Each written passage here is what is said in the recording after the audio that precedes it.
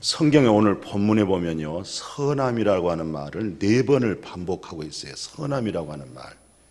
오늘 그 13절에 보시면요, 너희가 열심으로 무엇을 행하면, 그렇습니다. 열심으로.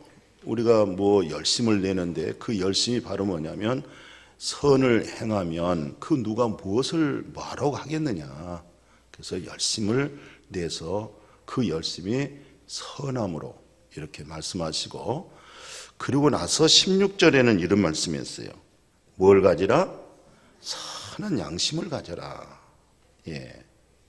선한 양심을 가지라. 이렇게 말씀하시면서 그 선한 양심을 통해서 너의 선행을 너를 욕하고 핍박하고 구박하고 모욕했던 그 사람들이 너의 그 선함으로 하여금 그들이 외로 부끄러워할 수 있도록.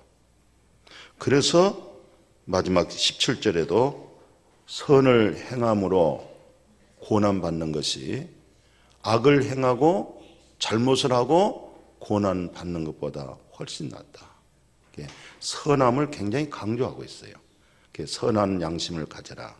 그리고 그 노아의 사건을 인용한 베드로는 무슨 복음을 전하냐면, 거기 21절에 있잖아요.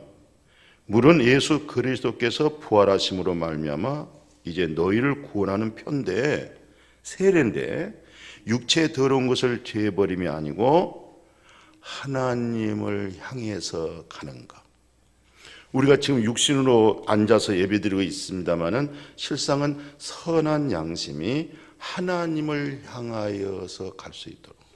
그러니까 사도 베드로는 굉장히 그 선함에 관한 강조가 있었고, 그 강조의 선함을 어디에서 근원을 삼느냐, 그 출처가 어디냐, 그게 바로 우리가 잘 알다시피 창세기 2장 7절이 있잖아요. 하나님이 흙으로 사람을 지었어요. 사람을 지었는데 그 재료가 뭐예요? 생기를 불어넣었잖아요. 생기가 영입니다. 하나님의 영이에요. 그랬더니 생명이 되었다고 그랬어요. 이 생명이 혼이잖아요. 이성이잖아요. 마음이잖아요. 거기에 뭘 줬어요? 그게 양심입니다. 양심이 살잖아요. 가정이 삽니다. 양심이 살면요, 교회가 살고 국가가 살고요, 양심이 살아서 세계로 퍼지잖아요. 하나님의 나라 에덴 동산이 회복이 이루어집니다. 그래서 근본 하나님이 우리를 창조할 때 맑은 양심, 이것을 청결한 마음이다, 선한 양심이다, 그렇게 얘기를 해요. 근데 오늘 이 세상이 힘들고 어렵고 정말 근심, 두려움, 탄식하고 잠을 못 이루는 게 무슨 상황이에요? 모든 사람이 한결같이 맑은 양심을 잃어버렸기 때문에. 그래서 아이들끼리 농담으로 그런 얘기도 합니다. 야, 너 양심도 없어? 그러니까 양심이 마비되었다. 양심에 감각이 없다. 그럼 넌 무슨 감각으로 사느냐? 나의 이익이 양심이야. 전부 이기적으로 돌아가 버린 거죠. 양심을 잃었죠. 양심이 상실했죠. 그런데 세계적인 모든 인물들을 조사해 보면 성공이라고 하는 말, 세상에서 말하는 출세라고 하는 말, 기독교의 입장에서 말할 때는 당신은 참 하나님으로부터 복을 받았고 당신이 어떻게 이렇게 위대한 사람이 되어졌느냐라고 묻는다고 하면 실상은 양심의 문제가 해결됐었어요. 그래서 사도 바울은 그 아주 깊이 있는 말씀 속에 로마서 1장에다가 이런 말씀을 기록합니다. 19절에서 20절에 보면 하나님을 알만한 것이, 정말 하나님을 알만한 것이 사람들 속에 있다는 거예요. 그 하나님의 속에 있는 게 바로 무엇이냐? 그게 양심이에요. 그 양심의 소리를 듣고 양심을 통해서 더듬어서 찾아내고 손에 쥐어진 게 바로 누구냐? 전능하신 하나님, 거룩하신 하나님, 살아계신 하나님을 만난다는 거예요. 그러니까 우리 속에 하나님을 알아볼 수 있도록 우리 속에다가 그 양심을 뒀다는 거예요. 그런데 그 양심을 통해서 하늘에 별 달아놓고 해 달아놓고 달 달아놓은 것 좀 봐라. 바다 속에 있는 그 아름다운 물고기 좀 봐라. 나르는 새들을 보아라. 모든 꽃들의 아름다움을 보아라. 어떻게 저절로 생겼다고 생각하느냐? 사람이 있고 사는 모든 생활 속에는 하나님의 창조의 모방이야. 아름다운 색깔의 모든 무늬는 하나님의 이 우주 만물의 창조의 모방에서 만들어낸 거야. 근원은 하나님이야. 그래서 네가 정말 양심의 손을 놓고 양심의 소리를 들을 수 있도록, 그러면 네가 하나님을 만날 수 있다. 이게 일반 계시 속에서 나타나는 하나님의 만남입니다. 무엇으로? 양심으로. 그런데 타락한 인간의 마음, 그렇잖아요. 아담과 하와가 하나님 말씀 거역하잖아요.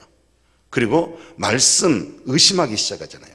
하나님 말씀 버리잖아요. 하나님 말씀 버렸다. 하나님을 버린 거예요. 하나님 버렸다. 양심은 이제 죽은 거예요. 기능 역할을 못합니다. 그래서 그 아들 가인과 아벨이죠. 가인이 형이 자기 친동생 돌로 쳐 죽이잖아요. 밖으로 유인해가지고. 왜 그랬어요? 아니, 하나님께서 동생은 인정하는데 자기가 인정받지 못한 거예요. 그러니까 뭐예요? 자기 악함이잖아요. 양심은 없어졌잖아요. 어떻게 친동생을 돌로 쳐 죽입니까? 그 시기 때문에. 그걸 위해서 우리에게 슬픔이 왔고 고통이 왔고 질병이 왔고 행복이 어디 있어요? 양심이 죽었는데 행복이 있겠어요? 전부 이기적인 것이죠. 그래서 예수님의 명설교가 있어요. 그 명설교가 뭐냐면 산에서 올라가서 설교를 했어요. 누가 너를 송사하면 빨리 화해하라. 그 송사가 뭐예요? 양심에 내가 송사를 받은 거예요. 양심의 송사를 받았으면 그 양심의 소리를 듣고 빨리 그 문제를 양심의 소리에 의해서 해결해야 되겠다. 네가 그거 해결되지 못하면 너는 감옥에 들어간다는 거예요. 예수님의 설교에 마태복음 5장에 그렇게 말씀하고 있어요. 해결하라는 거예요. 네가 그 해결하지 못하면 너 지옥에 간다는 거예요. 홀이라도 남김없이 그거 해결되지 못하면 지옥에서 나올 수가 없다는 거예요. 그게 예수님의 설교입니다. 그게 율법이었습니다. 그래서 나중에 성령 받았잖아요. 베드로가 막 설교를 했어요.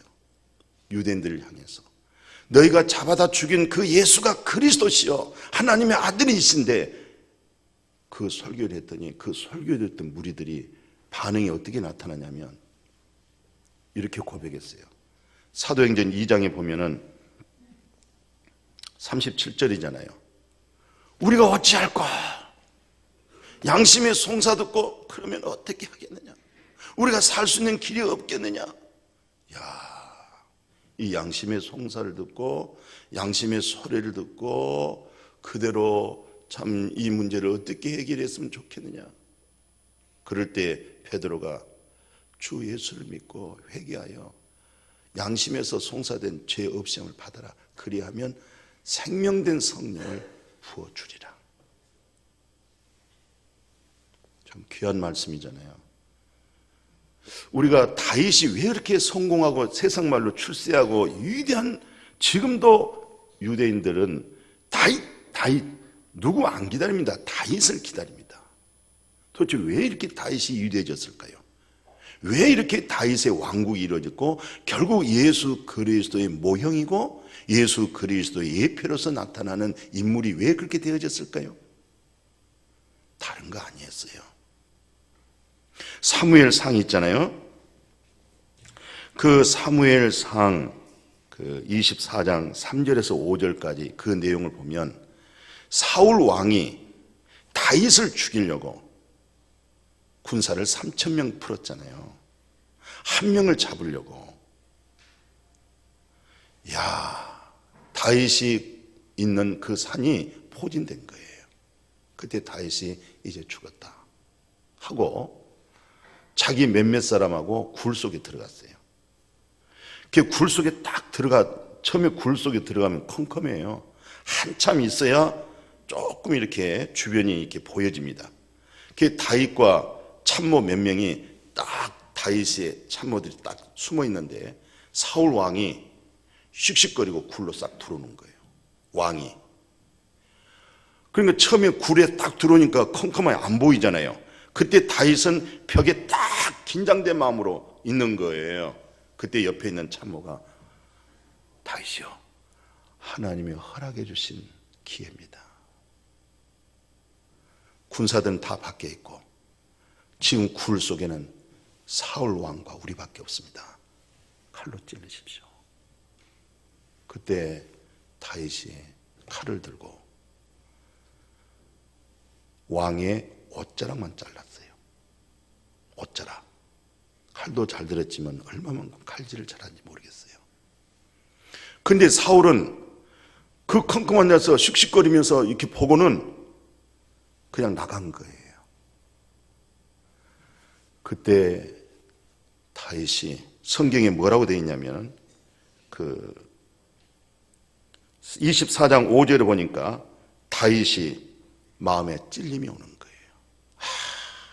세상에 하나님의 기름 부음을 받은 어떻게 왕의 옷자락을 내가 칼로 베일 수가 있느냐. 마음의 찔림을 받고. 사울은 저 이제 갔잖아요. 잠이 들어갔대. 왕이요, 왕의 옷자락이 여기 있습니다. 사울 왕이 얼마나 당황하겠어요. 세상에 옷자락을 잘라낼 수 있는 그런 솜씨가 있는 다윗, 그런 기회를 가진 다윗, 자기 심장을 찔리지 않았던 거예요. 그런데 다윗이 뭐라는 줄 아세요? 자기 모든 사람들에게 하나님의 기름 부음을 받은 사람에게 손을 대지 말아라. 이런 말씀들을 예수님 어떻게 인용하냐면 원수 갚는 것은 하나님께 있는 것이지 너에게는 준 것이 없다는 거예요. 네가 정말 원수가 목마르거든 마실 것 줘라, 굶었다 먹을 거 오면 먹을 걸 주라는 거예요. 그럴 때 외로 숯불을 그 머리 위에 쌓게 돼가지고 하나님이 갚은 것이지. 그래서 악에게 지지 말고 선함으로 악을 이겨라. 지금은 네가 손해본 것 같고 네가 어려움 당한 것 같지만 그것을 관찰하신 만군의 복에 근원 되신 하나님이 그것을 주목하고 있는 거야. 그걸 보고 있는 거야. 너의 후대와 너에게는 자자손손이 내가 너를 갚아주신다는 그런 살아계신 하나님의 음성 들려지기를 축복합니다. 마음의 찔림, 양심의 송사를 몸부림쳤을 때 사울이 왜 이대인 줄 아십니까? 그 바울 말입니다. 바울. 이 바울이 굉장히 참 외적으로 모든 면에 갖춰서 볼 때는 부족함이 없는 분이잖아요. 근데 양심의 소리를 들은 거예요. 자기 양심의 소리를 들은 거예요. 그래서 결국 그 양심의 소리를 스스로 하나님 앞에 고백을 하여 이 공고한 내 인생, 이 공고한 나를 누가 건져주겠습니까? 이 공고한 내가, 오라 나는 공고한 사람이다. 예? 나는 공고한 사람이다. 먹을 거, 입을 거, 마실 거, 권세 이게 없어서가 아니에요. 정말 자기 생명을 내다볼 때, 자기 자신을 성찰해 볼 때 정말 자기의 모든 모습이 너무너무 생명이 이루지 못한 겁불을 가지고 있었다는 거, 껍데기 들고 있었다는 사실을 알고 그 공고함을 실토를 합니다. 그리고 나서 하나님이 은혜를 주시는데, 하나님 정말 내 마음, 이 양심이, 이 마음이 하나님을 향해서 가는 것이 하나님이 아시지 않습니까? 그런데 내 한쪽에 육신이 제법을 섬기고 있는 것을 내가 고백합니다. 그래서 예수 그리스도를 구주로 믿는 거예요. 아멘. 예수를 구주로 믿고 나중에 그가 누렸던 그 권세 있죠.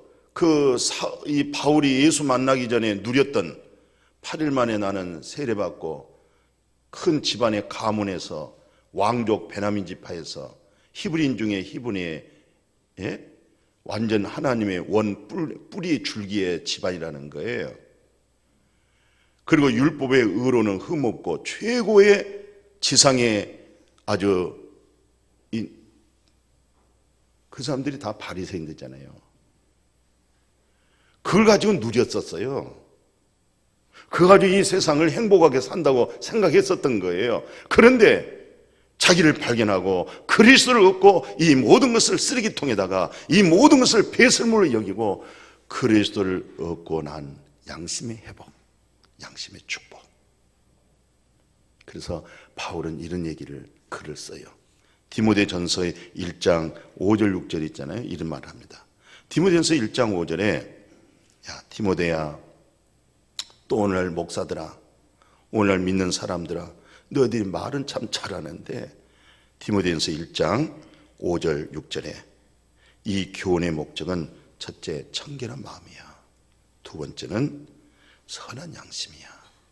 청결한 마음, 선한 양심. 세 번째가 거짓 없는 믿음, 참 믿음입니다. 아멘.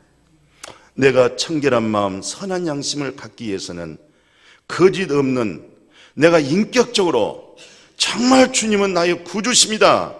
정말 예수님은 나의 생명이십니다. 나는 온갖 거짓된 자입니다. 이선자입니다. 이기적인 것입니다. 욕심, 욕망만 쫓아가지 양심은 마비되고 양심은 없는 것이고 하나님의 창조의 귀한 가치를 상실해버렸습니다.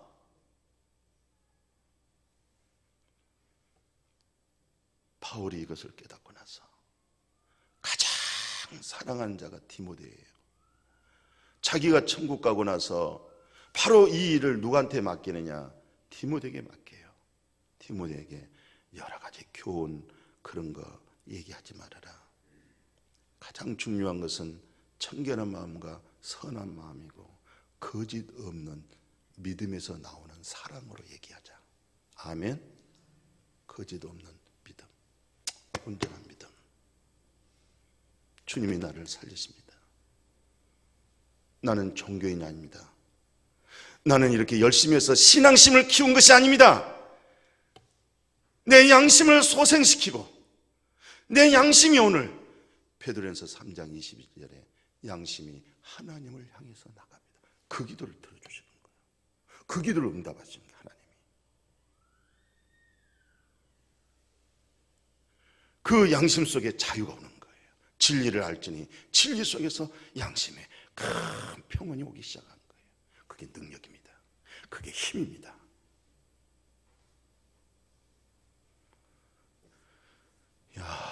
바울이 참 그렇게 자기가 소유했던 걸 누리고 교만하고 자랑하고 했는데 그걸 다 배설물 여기고 선한 양심 속에 그리스도를 담고 그리스도를 양심의 그릇에다가 소유하고 그리스도를 통해서 자기 자신을 비춰볼 수 있는, 그래서 하나님이 그렇게 위대하게 다윗을 위대하게 하나님이 복을 주셨어요. 오늘 우리도 양심 회복합시다. 어떻게 하면 회복이 되느냐? 복음이 이렇습니다. 뭐라고 하냐면 히브리서 9장 14절 있잖아요. 9장 14절. 히브리서 9장 14절에 영원하신 성령으로 말미암아 흠없는 자기를 하나님께 드린 그리스도의 피가 어찌 너희 양심에서 죽은 행실, 양심에서 네 자신을 살펴봐라. 양심에서 너를 한번 거울 삼아봐라. 양심에서 너를 볼 때 너의 그 죽은 행실, 허물과 죄가 많은 행실, 교만하고 강파하고 너 지금까지 살아온 습관적인 모든 것, 양심의 죽은 행실, 그것을 깨끗하게 했다는 거예요. 아멘요. 히브리서 9장 12절에 14절에 그리스도의 피가 너의 양심, 그 죽은 행실을, 못된 행실을, 네 자의 행실을, 양심이 죽었던 그 행실을 깨끗하게 하시고, 같이 합시다. 깨끗하게 하시고, 같이 합시다. 양심의 죽은 행실을 깨끗하게 하시고. 그게 복음입니다. 내 양심에서 나를 볼 때 얼마나 거짓된 것이 많고, 모든 게 내 중심적이고, 내 이익을 위해서 사람도 없는 거예요. 웃사람한테는 아부하고, 자기보다 좀 무한 사람들은 업신여기고, 양심으로 죽은 행실을 예수 그리스도의 보혈 피로 나를 깨끗하게 하고 하나님을 어디 계세요? 하나님을 섬기게 했다는 거예요. 아멘. 그래서 히브리서 10장 22절에 우리가 마음에 뿌림 받아서, 마음에 예수 그리스도의 보혈의 피에 뿌림을 받아서 악한 양심, 원래 양심은 선한 것인데 양심이 악해져 버렸어요. 양심이 왜 악합니까? 양심은 선한 것이지. 근데 양심이 악해졌어요. 그 악한 양심에서 뭐랍니까? 맑은 물로 씻음을 받았으니 이게 이제 회복된 겁니다. 같이 합시다. 참마음, 온전한 믿음. 이것을 양심이 살아난 거예요. 이제. 양심에서 내 죽은 행실을 깨끗하게 한 거예요. 악한 양심이 이제 악함을 떨쳐버리고 선한 양심이 하나님을 향할 수 있도록, 양심대로 살지 못한 내 자신 속에 예수 그리스도의 보혈의 피가 깨끗게 했으니까 하나님 앞에 나가라. 하나님 앞에 나가라. 그게 복음이다. 너의 믿음이다. 그 믿음을 하나님이 기뻐하신다는 거예요. 오, 주 예수여, 주님이 나를 살렸습니다.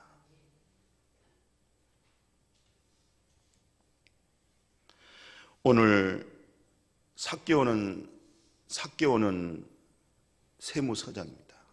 삭개오가 세무서장으로 있을 때 그 지역만이 가장 세금을 많이 걷어들일 수 있도록 그 지역적으로 모든 것이 산업이 잘 됐습니다.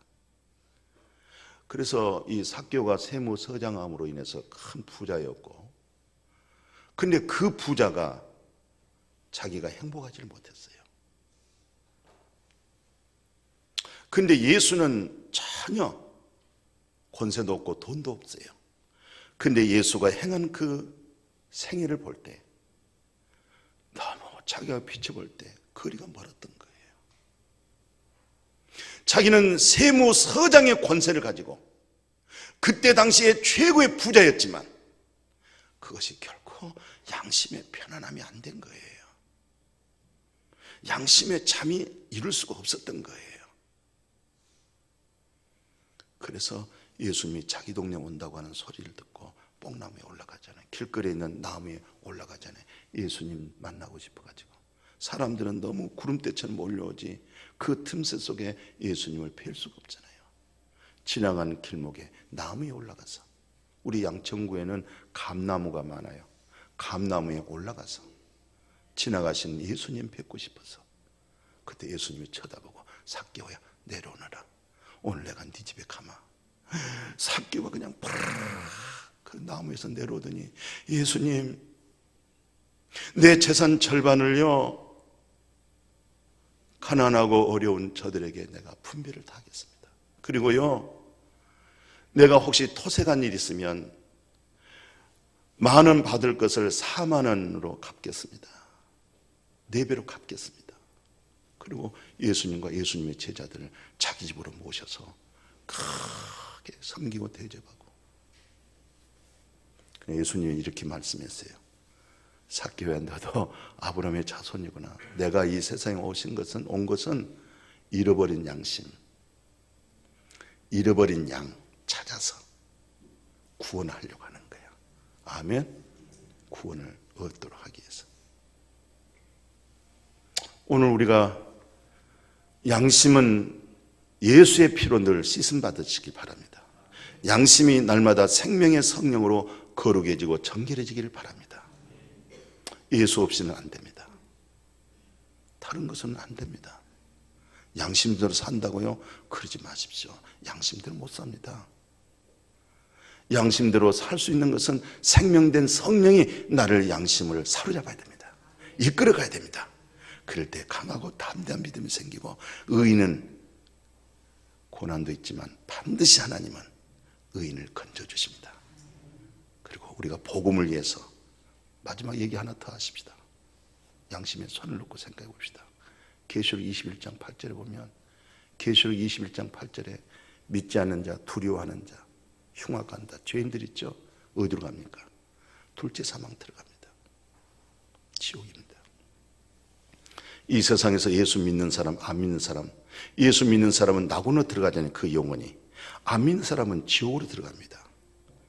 그래서 마태복음 25장 마지막 절 뭐라고 그랬어요? 예수 믿는 그들이 예수님의 심판 때 다 나오잖아요. 예수 안에 있는 사람들이 다 어디로 가요? 영생으로 들어가잖아요. 예수 안 믿는 사람 어디로 가요? 영골로 들어가잖아요. 이것을 예수님께서 요한복음 5장 25절 말씀하죠. 무덤에서 다 일어나리라, 살아나리라.